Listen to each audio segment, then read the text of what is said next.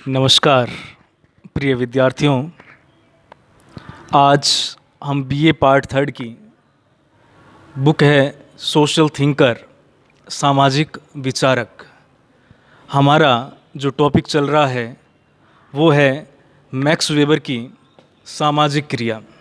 सामाजिक क्रिया का सिद्धांत मैक्स वेबर का है, जिसमें हमने पढ़ा कि सामाजिक क्रिया क्या होती है।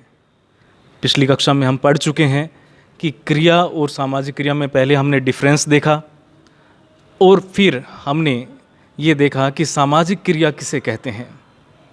आज हम जो पढ़ने जा रहे हैं वो है सामाजिक क्रिया के प्रकार। 4 प्रकार बताए हैं मैक्स वेबर ने। उन 4 प्रकारों के बारे में हम विस्तृत चर्चा करेंगे कि कौन कौन से वो 4 प्रकार हैं। तो सबसे पहले हमारा जो प्रकार है वो है तार्किक क्रिया। तार्किक क्रिया जिसको हम क्या कहते हैं, रैशनल एक्शन। इंग्लिश में इसको कहते हैं रैशनल एक्शन। तो तार्किक क्रिया का संबंध किसी लक्ष्य के साथ होता है। तार्किक क्रिया उस क्रिया को कहते हैं जिसका चयनकर्ता द्वारा सचेत और योजनाबद्ध रूप से लक्ष्य तथा साधनों को ध्यान में रखकर किया जाता है।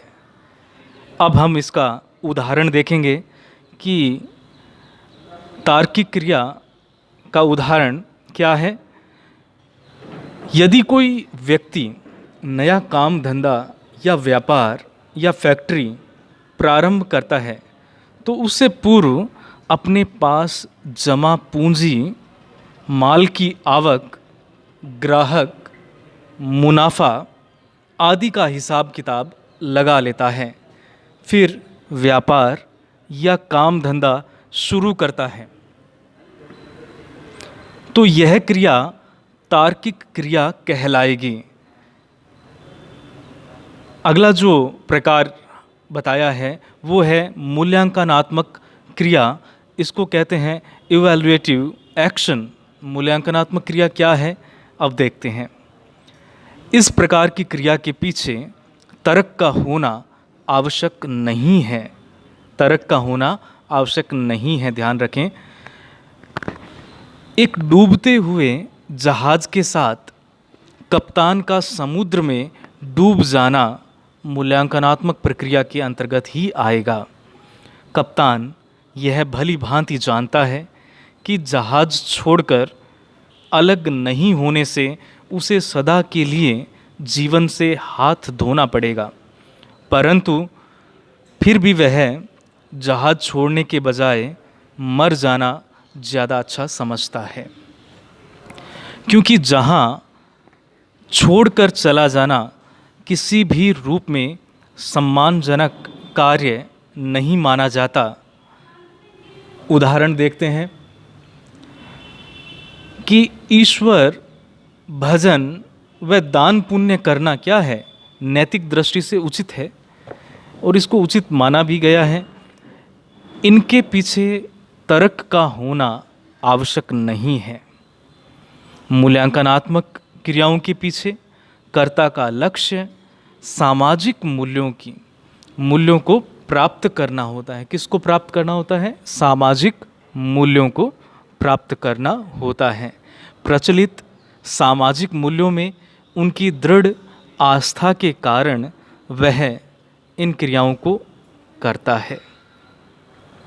तो अगला प्रकार हम देखेंगे वो है भावनात्मक या संवेगात्मक क्रिया, अफेक्टिव एक्शन।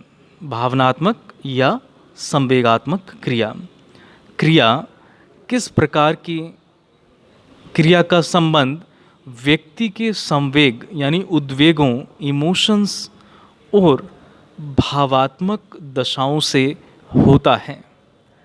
प्रेम, दया, घृणा, सहानुभूति तथा क्रोध आदि के वशीभूत होकर की जाने वाली क्रियाएं भावनात्मक क्रियाएं कहलाती हैं।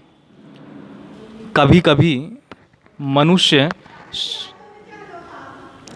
शक्तिशाली संवेग के वशीभूत होकर और अतार्किक रूप से ऐसा व्यवहार या क्रिया कर बैठता है। जी, एक बार रिपीट कर रहा हूँ लाइन। कभी कभी मनुष्य शक्तिशाली संवेग के वशीभूत होकर और अतार्किक रूप से ऐसा व्यवहार या क्रिया कर बैठता है कि उसे बाद में उसके लिए पछताना पड़ता है। किसी के गाली देने पर क्रोधवश उसकी हत्या कर देना संवेगात्मक क्रिया का ही उदाहरण है। संवेगात्मक क्रिया का विश्लेषण मनोवैज्ञानिक और मनोरोग विशेषज्ञ ही कर सकते हैं। अध्ययन का मनोविज्ञान के क्षेत्र, यह अध्ययन मनोविज्ञान के क्षेत्र में आता है, समाजशास्त्र के क्षेत्र में नहीं। और अब हम जा रहे हैं अंतिम प्रकार की ओर, वो है परंपरात्मक क्रिया, ट्रेडिशनल एक्शन। क्या है परंपरात्मक क्रिया? वे क्रिया जिनका संबंध प्रथाओं, परंपराओं अथवा प्राचीन काल से चले आ रहे व्यवहारों और विश्वासों से होता है, परंपरागत क्रिया कहलाती हैं। इस प्रकार की जो क्रियाएं हैं इसलिए की जाती हैं कि भूतकाल से लोग ऐसा करते रहे हैं।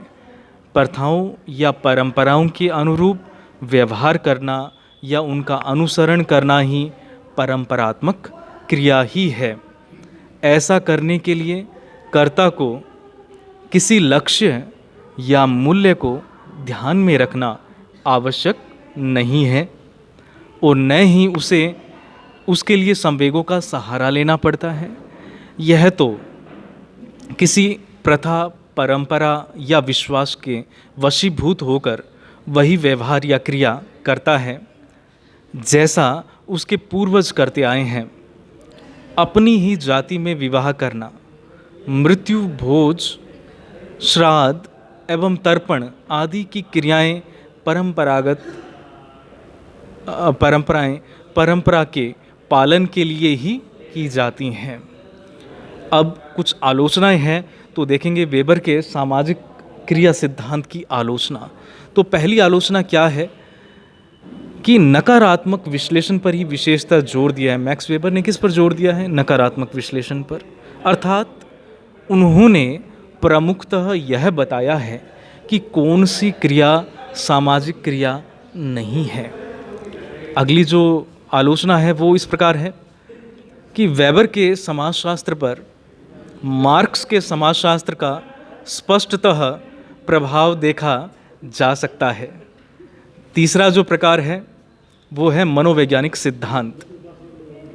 क्रियाओं के प्रकारों के उल्लेख में वेबर ने व्यक्ति के मस्तिष्क, भावनाओं एवं आदतों को महत्व दिया है।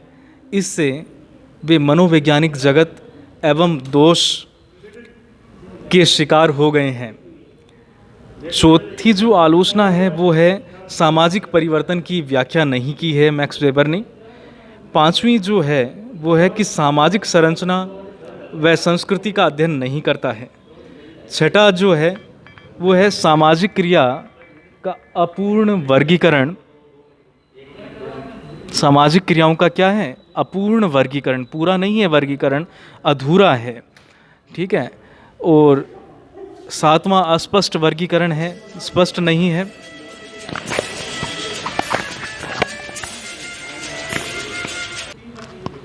अब हम अस्पष्ट वर्गीकरण के बारे में बात करते हैं। समाजशास्त्री हैं कोहेन।